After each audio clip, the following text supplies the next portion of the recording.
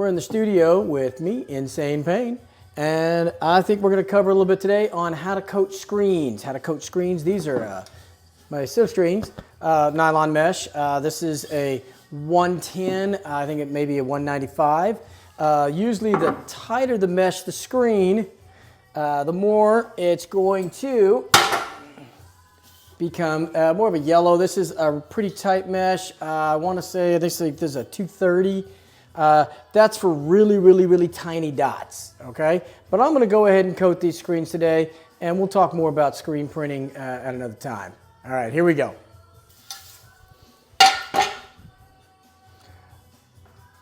Okay, so for the first part, what I'm going to need is some photo emulsion. Now, I particularly like the QXT.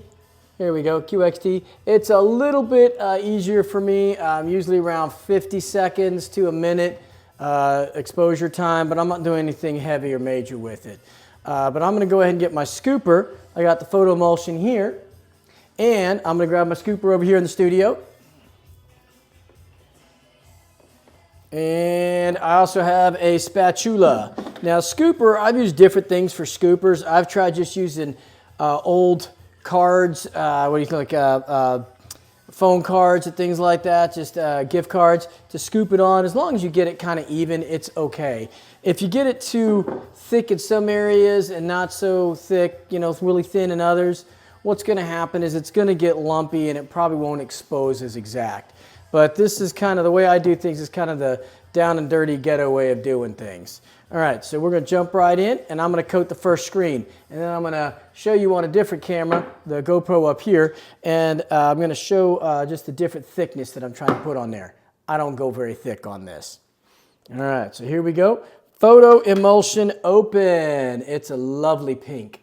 Lovely pink. And I'm going to get usually what I've got over here in my other press. Ignore the mess. I got a bunch of stuff piled up for the summer. I've got some wonderful mat board squares and some stir sticks. Now what I use primarily is, sometimes I'll use just these little mat board squares when we have stuff left over. If this stuff's been sitting for a while, I really kind of want to stir it up just a little bit. And this has been setting for a long while. All right, so we're going to stir this around. Stir it around. All right. And there we go. Boom. Now, some people will pour a whole lot in and then run through there. I put just a little bit to start with, just because I want to make sure that, you know, I don't overdo it, and I really just don't like a whole lot of cleanup. But again, this is the down and dirty ghetto way. Bloop. Drop it in, scoop some off on there. Shouldn't take much at all. This photo emulsion thing should last a long time.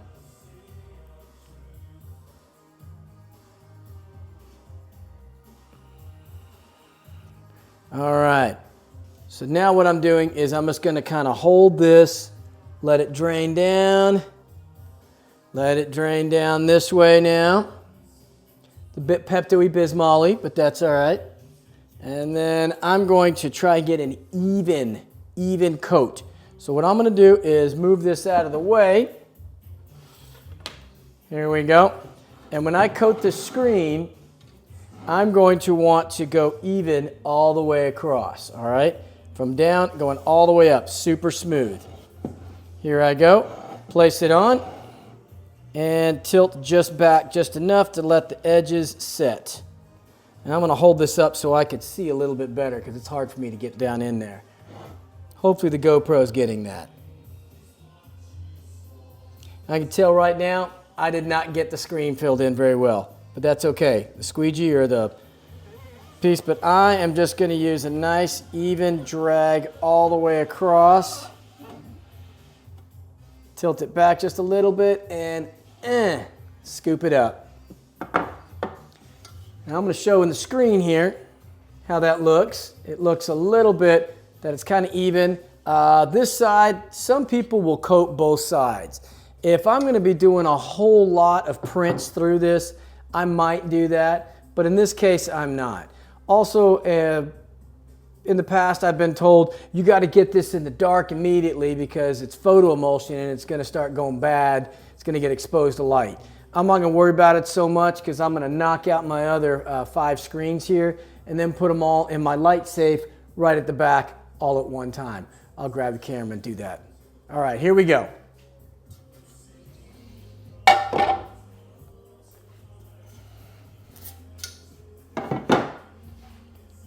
I am going to add a little bit more photo emulsion to the sides here.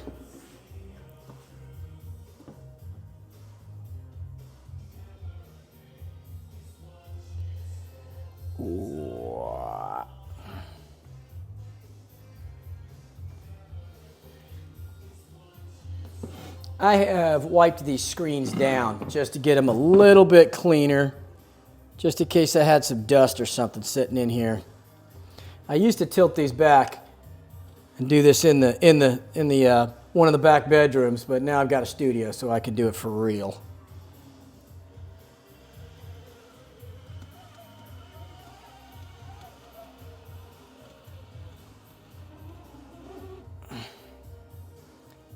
I'm tilting the screen back so it all kind of rolls back into the scooper.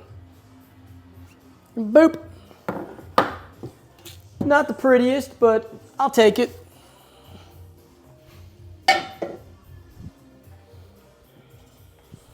I usually like to do a few screens at a time. And the reason for that is so I can have some ready to go. Always ready to go. Now, sometimes I will angle this quite a bit. Sometimes, you know, here's what I'm going to do. I'm going to bring it right down here. That way you can see it. That's not much of an angle, but I'm going to try it anyways, right? YOLO. Boom.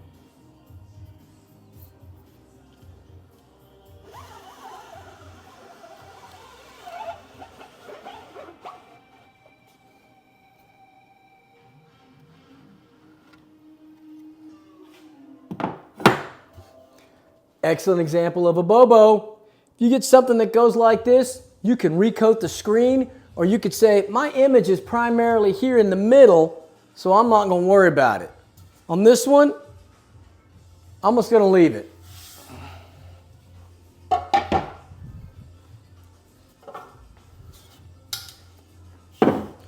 kind of like my method of keeping it up a little higher.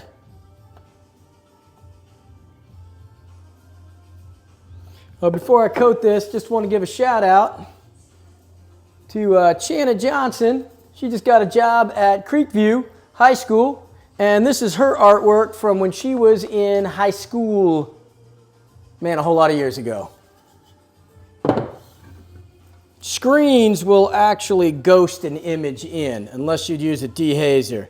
I used to be all concerned about the dehazer, but again, I do the down and dirty ghetto way, so I'm not too concerned about it.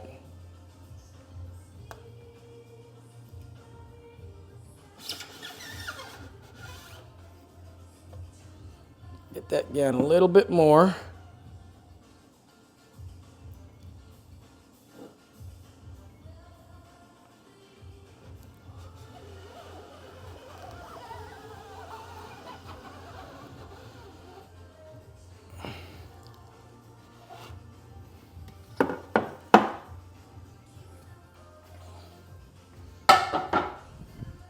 I'm probably going to need a little bit of more photo emulsion in here. But that's okay. As long as I'd rather clean it out, just keep a little bit more in there than to have to clean a whole big thing out, because that's really kind of a pain and time consuming.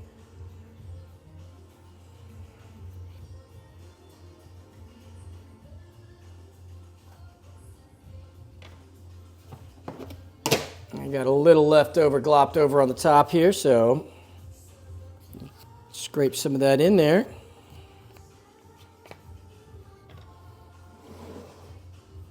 All right, here we go. We are going to finish up our final screen.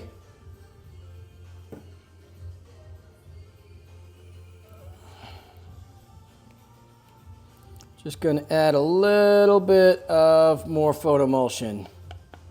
Try to keep it even all the way across the tray. Makes your life just a little bit easier.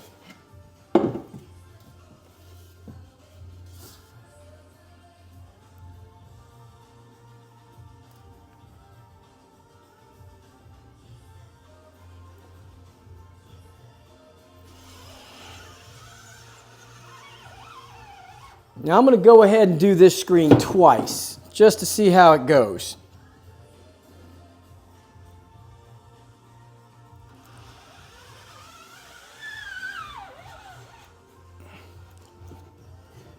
The trick is even all the way across. All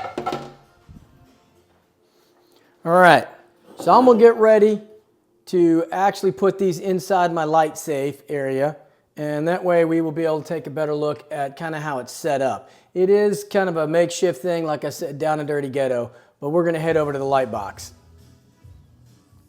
All right, so looking in my light box here, my little block safe area.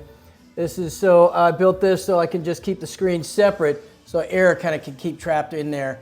And I will keep this closed out, and it's very hard for light to get in. I'm trying to keep them light as they dry and keep them as dark as possible. So I'm gonna put these in right now. Okay, so here we go. I've got my whole light secure area right here. I try to move a lot of the screens down to the bottom that are not being used, so that way I know I could grab them. And I'll cycle these screens out and around. But right now, I'm just gonna start setting them in and going to town. I try to set them, because I'm only coating this back side of the photo emulsion, so I set them with that part sitting up. I was told a long time ago that if you do that, it actually helps to make the photo emulsion sink into the individual blocks or the screen.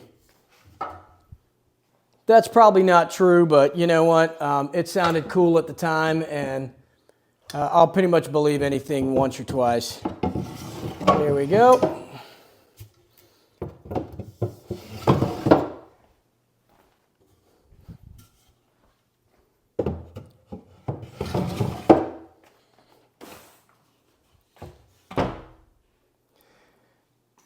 And that's that. So